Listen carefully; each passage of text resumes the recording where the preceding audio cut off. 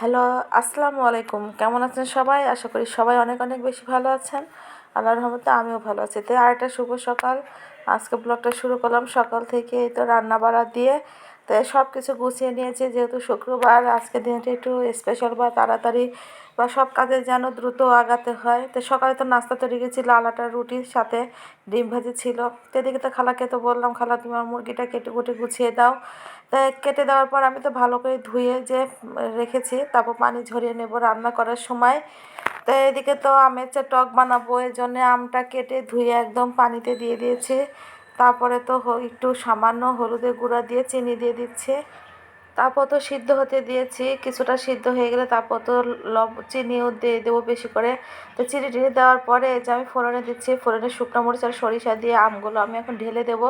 সিদ্ধ করা আমগুলো দিয়ে দেবো। তো আপনারা তো সবাই জানেন, পারেন, সবাই গরমের সময় এই টকটা খেতে ভালো লাগে। তাই আমি আজকে একটু টক রান্না করলাম।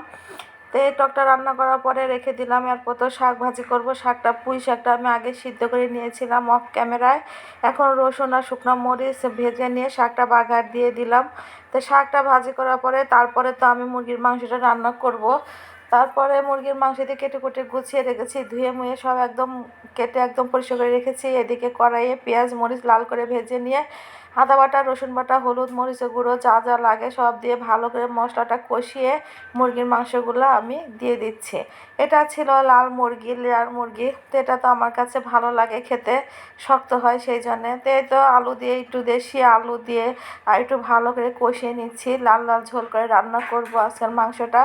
তো এদিকে তো আমি আবার শুটকি মাছ রান্না করার জন্য সব তৈরি করে নিয়েছিলাম। আলু বেগুন একটু ধুন্দুল ছিল দিয়ে চালা মাছের শুটকি দিয়ে আমি সুন্দর করে সবজিগুলো ভেজে নিচ্ছি। তাই তো সবজিগুলো কষিয়ে নেওয়ার পরে অল্প করে পানি দিয়ে দিলাম। এরপরে আমি মিষ্টিলার শাকগুলো বসিয়ে দেব। এই তরকারিটা তো আমার কাছে অনেক ভালো লাগে। আগে ছোটোবেলায় অনেক খেয়েছি লাউ শাক কুমড়ো শাক। তা আমি এখন কুমড়ো শাকগুলো উপরে সুন্দর করে বিছিয়ে দিলাম। একটু পরে দেখাবো, অনেক সুন্দর, এই দেখেন কি সুন্দর হয়ে সব শাকগুলো সিদ্ধ হয়ে গেছে। তো এভাবে আর একটু পানিটা শুকিয়ে গেলে একটু চচ্চড়ির মতো হলে নামিয়ে ফেলবো।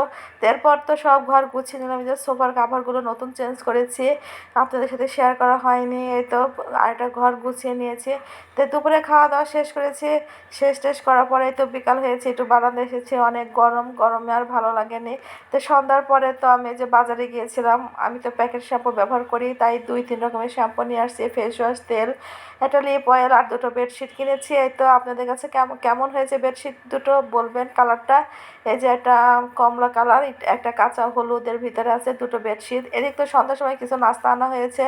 এখানে ছিল এক বয়াম চানাচুর, চিপস, মধু, জেলি, সাথে ছিল লিচু। তো এই তো অনেক লিচু আনা হয়েছে খাওয়ার জন্য। তো আমার ব্লগটা এ পর্যন্তই, রাত হয়ে গেছে। সবাই ভালো থাকবেন, সুস্থ থাকবেন, সাবস্ক্রাইব করবেন প্লিজ। আল্লাহ হাফেজ।